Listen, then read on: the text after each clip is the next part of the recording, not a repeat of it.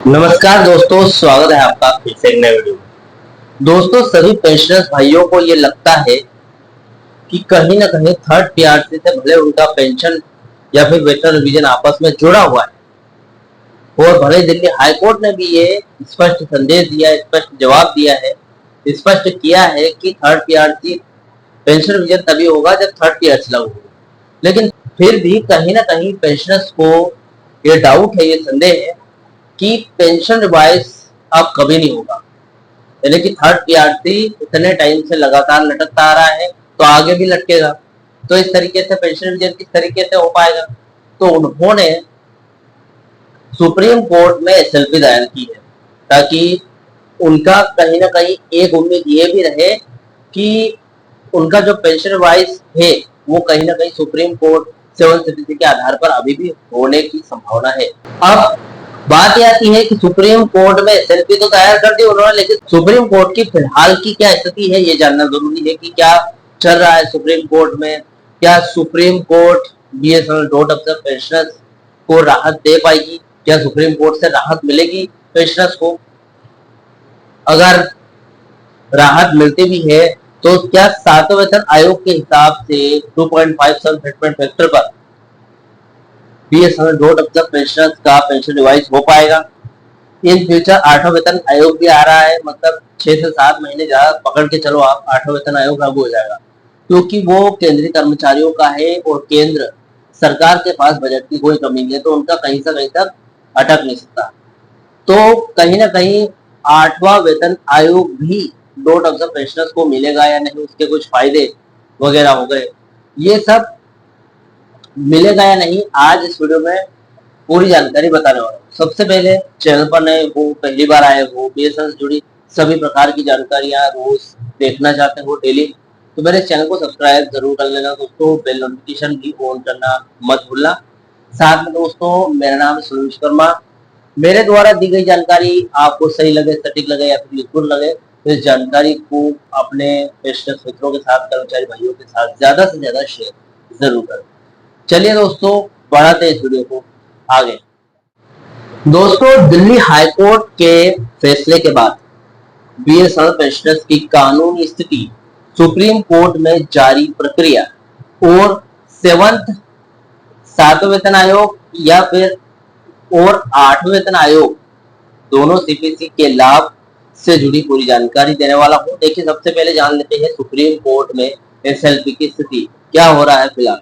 दोस्तों, Delhi high court द्वारा जो फैसला था 1 जुलाई 2026 देने के बाद बीएसएनएल या फिर एमटीएल के पेंशनर्स संगठन जो भी है उन्होंने अपनी प्रक्रिया आगे बढ़ा दी है, क्योंकि दिल्ली हाई सरकार ने साफ इनकार कर दिया था कि आप सातवें वेतन आयोग सीडीए पे स्केल में नहीं जा सकते, क्योंकि आप आईडीए वेतन पर हो फिलहाल।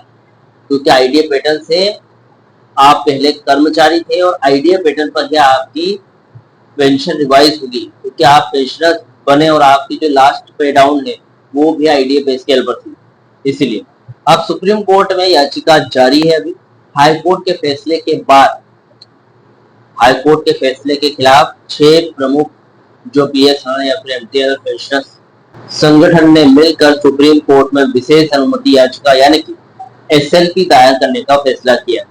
वरिष्ठ अधिवक्ता निदेश गुप्ता को इस केस के संचालन के लिए नियुक्त किया गया है, यानी कि एक वकील किया उन्होंने। केरल हाईकोर्ट की एसएलपी स्वीकार की गई है। केरल हाईकोर्ट के एक खंडित आदेश से जुड़ी इसी तरीके की एसएलपी पहली सुप्रीम कोर्ट में स्वीकार यानी कि एडमिट हो चुकी है और सरकार को नोटिस जारी भी किया जा चुका है। अब वर्तमान स्थिति की बात करें दोस्तों, मामला अभी सुप्रीम कोर्ट में विचाराधीन है, यानी कि अभी कोई भी तारीख पक्की नहीं की गई है कौन सी तारीख को लगेगी यहाँ पर, लेकिन फिर भी विचार में है, पेंडिंग में है और सभी एसएलपी पर सुनवाई की तैयारी चल रही है। तो चलिए, अच्छी बात है, कहीं ना कहीं तो प्रोसेस हुई और सुप्रीम कोर्ट से उम्मीद तो है कि यहाँ पर राहत मिलेगी सभी पेंशनर्स को। अब दोस्तों, क्या बीएसएनएल पेंशनर्स को कानूनी हक और सुप्रीम कोर्ट से राहत मिलने की कितनी उम्मीद है? लेकिन सुप्रीम कोर्ट बीएसएनएल के पक्ष में फैसला सुनाएगी या नहीं, ये कानून और तर्कों के मूल्यांकन पर निर्भर करता है। जिसकी पेंशनर्स के पक्ष में मजबूत तर्क यानी कि रूल 37A है। देखिए, पेंशनर्स संघ का मुख्य आधार है सीसीएस पेंशन रूल 37A। इसके तहत बीएसएनएल में समाये जो भी एब्जॉर्ब कर्मचारी को केंद्र सरकार से ही पेंशन पाने की वैधानिक गारंटी मिली हुई।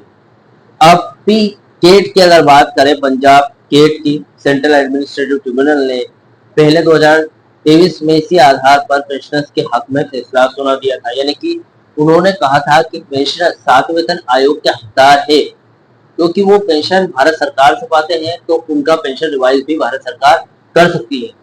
उसके बाद दिल्ली हाई कोर्ट ने 1 जुलाई को केट के उस फैसले को रद्द करते हुए ये कहा कि जो पेंशनर्स है वो 7वें वेतन आयोग के तहत नहीं आते बीएसएनएल पेंशन, क्योंकि वो आईडीए पे स्केल से यहाँ पर रिटायर हुए थे कर्मचारी फिर तब, और जो केंद्र सरकार वो सीडी पे स्केल पर आती है सेंट्रल डिफेंस अलाउंस में। अब यहाँ पर पहले 2023 में इसी आधार पर पेंशनर्स को हक से फैसला मिला था।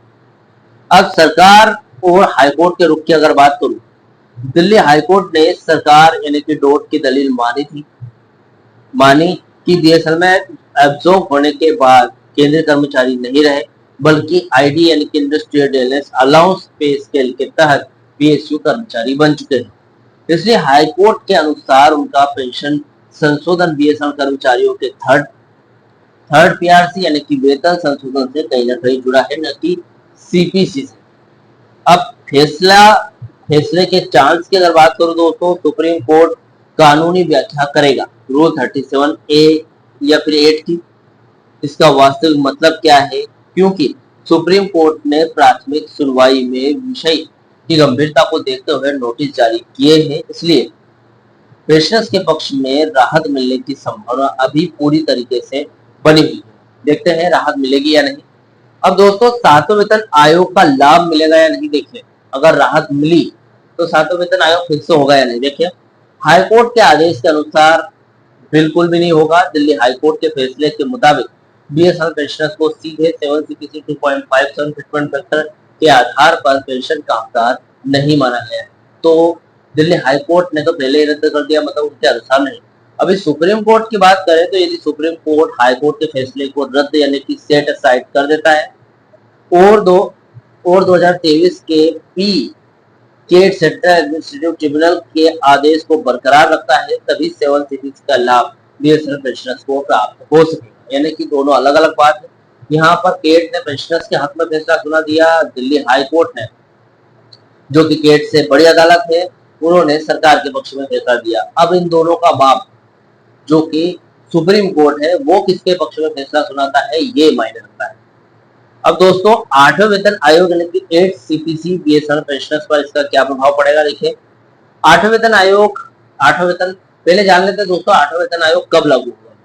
देखिए, ताजा खबरों के हिसाब से केंद्र सरकार के कर्मचारी और पेंशनर्स के लिए 8वां वेतन आयोग 1 जनवरी 2026 की तिथि यानी कि 1 जनवरी 2026 को लागू माना गया है, effective date cut off date के हिसाब से। हालांकि वेतन आयोग की जो कमेटी अपनी रिपोर्ट 2027 के मध्य तक सौंपेगी या फिर 2028 में, जिसके बाद ही कोई अंतिम फैसला या फिर भुगतान हो पाएगा। अब यहाँ पर अब जान लेते हैं क्या बीएसएनएल पेंशनर्स को 8CPC मिलेगा, जो कि उसकी कुछ हद तक उम्मीद लग रही है। सीधे तौर पर नहीं, क्योंकि अभी दिल्ली हाईकोर्ट ने मना किया है कि आप सीडीए पैटर्न पर नहीं हो, आप आईडीए पैटर्न पर हो। 8CPC केवल शुद्ध रूप से केंद्रीय सिविल रक्षा और पेंशन रेलवे पेंशनरों पर लागू होता है। बीएसएनएल पेंशनर्स आईडीए पे स्केल के दायरे में आते हैं। अब दोस्तों, ये दिल्ली हाईकोर्ट के हिसाब से है। अब सुप्रीम कोर्ट क्या फैसला लेती है, क्योंकि रूल 37A कहीं ना कहीं मानक है जिससे राहत मिल सकती है BSNL dot of the pensioners. लाभ मिलने के चांसेस की अगर बात करूं, सुप्रीम कोर्ट से जीत पर उच्च संभावना है दोस्तों। यदि सुप्रीम कोर्ट रूल 37A के तहत केंद्रीय दरों यानी कि सीपीसी के आधार पर पेंशन रिवीजन का अधिकार दे देता है, तब बीएसएनएल पेंशनर्स को 7CPC और साथ में 8CPC दोनों के अनुरूप लाभ मिलेगा। बीएसएनएल में थर्ड पीआरसी लागू होने पर वैकल्पिक रास्ता यदि कोर्ट का आदेश यही रहता है कि बीएसएनएल थर्ड पीआरसी के बाद ही पेंशन रिवाइज होगी, तो जैसे ही डॉट और BSNL board third PRC third PRC को मंजूरी देगा, बीएसएनएल पेंशनर्स की पेंशन रिवाइज हो जाएगी। अब वो तो डिपेंड करता है बीएसएनएल के नफे नुकसान से। हाल ही में 13 अगस्त की अपडेट के बाद स्पष्ट हो गया है कि सरकार ने भी मना कर दिया है, और वो भी संसद में, कि अफोर्डेबिलिटी क्लोज में विशेष छूट नहीं मिलेगी। अब विशेष छूट नहीं मिलेगी, बीएसएनएल प्रॉफिट नहीं कमाएगी, तो अफोर्डेबिलिटी क्लोज हटेगा कैसे भाई साहब? किस तरीके से थर्ड पीआरसी लागू होगा? नहीं होगा थर्ड पीआरसी लागू तो पेंशन रिवाइज भी नहीं होगा। तो कहीं ना कहीं थर्ड पीआरसी तो बहुत ही पेचीदे ढंग से अटका पड़ा है। सुप्रीम कोर्ट से जीत पर उच्च संभावना है। यदि सुप्रीम कोर्ट रूल 37A के तहत केंद्रीय दरों सीपीसी आधार पर पेंशन रिवीजन का अधिकार दे देता है, तब बीएसएनएल को 7 सीपीसी 8 सीपीसी दोनों अनुरूप लाभ मिलेगा।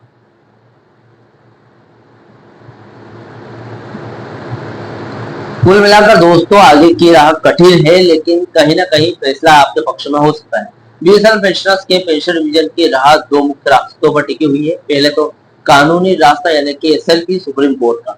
यदि एसएलपी में फैसला पेंशनर्स के पक्ष में आता है तो उन्हें केंद्र सरकार के वेतन आयोग यानी कि 7 सीपीसी और बाद में इन फ्यूचर 8 सीपीसी का लाभ सीधा मिलेगा, जैसे केंद्रीय कर्मचारी या फिर पेंशनर्स को मिलता है। प्रशासनिक रास्ता जो कि थर्ड पीआरसी से होकर गुजरता है। डोट में थर्ड पीआरसी का प्रस्ताव अंतिम चरणों में चल रहा है। यदि बीएसएनएल के कार्यरत कर्मचारियों के लिए थर्ड पीआरसी लागू हो जाता है तो हाईकोर्ट के मौजूदा आदेश के तहत भी पेंशनर्स की पेंशन तुरंत रिवाइज कर दी जाएगी। दोस्तों देखिए, एक बात बोलना चाहूंगा आपको, थर्ड पीआरसी का रास्ता बहुत सीधा है। 7 सीपीसी का रास्ता सुप्रीम कोर्ट से होकर जाएगा तो कहीं ना कहीं लंबा खींचेगा, लेकिन थर्ड पीआरसी का रास्ता एकदम सीधा है। लेकिन वो भी ये मत भूलिए आप कि 2017 से अब तक यानी कि 9.5 साल से अटका पड़ा है। इसका मतलब कहीं ना कहीं वो भी कुछ हद तक टेढ़ा है। अभी फिलहाल अंतिम चरणों में चल रही है उसकी प्रक्रिया, लेकिन अफोर्डेबिलिटी क्लोज में कहीं भी एक्सेप्शन देखने को नहीं मिल रहा है। साथ में बीएसएनएल कंपनी अगले 3 से 5 सालों तक कोई मुनाफा, इस तरीके से मुनाफा नहीं कमाएगी कि थर्ड पीआरसी लागू हो सके। तो कहीं ना कहीं वो रास्ता भी टेढ़ा मेढ़ा है और 8 सीपीसी का रास्ता भी। देखते हैं क्या हो पाता है। जो भी अपडेट रहेगी मैं वीडियो बनाकर जरूर लेकर आऊंगा। दोस्तों इस वीडियो से जुड़ा जो भी आपका डाउट है, क्वेश्चन वगैरह, तो मुझे कमेंट कर सकते हैं। वीडियो अच्छा लगा वीडियो को लाइक कमेंट जरूर करें। मिलते हैं दोस्तों नेक्स्ट वीडियो में। सी यू सून।